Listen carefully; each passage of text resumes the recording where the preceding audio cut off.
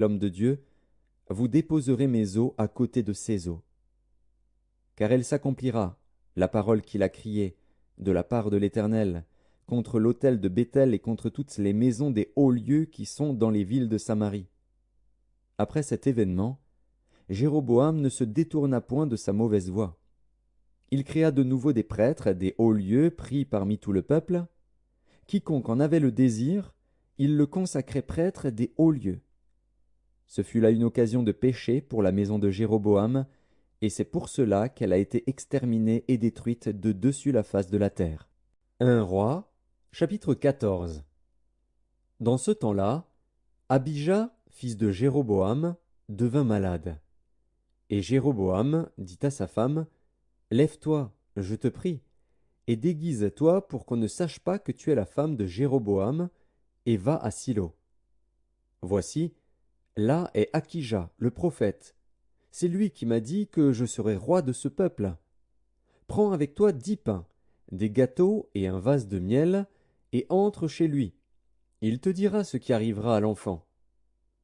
La femme de Jéroboam fit ainsi. Elle se leva, alla à Silo, et entra dans la maison d'Akija. Akija ne pouvait plus voir, car il avait les yeux fixes par suite de la vieillesse. L'Éternel avait dit à Akija, la femme de Jéroboam va venir te consulter au sujet de son fils, parce qu'il est malade.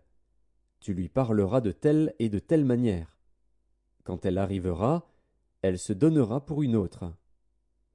Lorsqu'Akija entendit le bruit de ses pas, au moment où elle franchissait la porte, il dit, entre, femme de Jéroboam.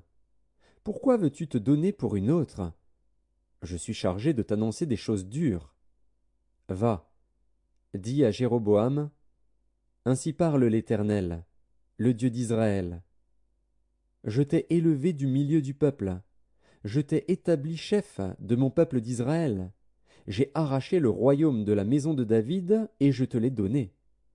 Et tu n'as pas été comme mon serviteur David, qui a observé mes commandements et qui a marché après moi de tout son cœur, ne faisant que ce qui est droit à mes yeux.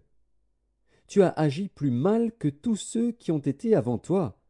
Tu es allé te faire d'autres dieux, et des images de fonte pour m'irriter, et tu m'as rejeté derrière ton dos.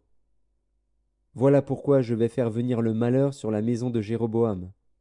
J'exterminerai quiconque appartient à Jéroboam, celui qui est esclave et celui qui est libre en Israël, et je balayerai la maison de Jéroboam comme on balaye les ordures, jusqu'à ce qu'elle ait disparu.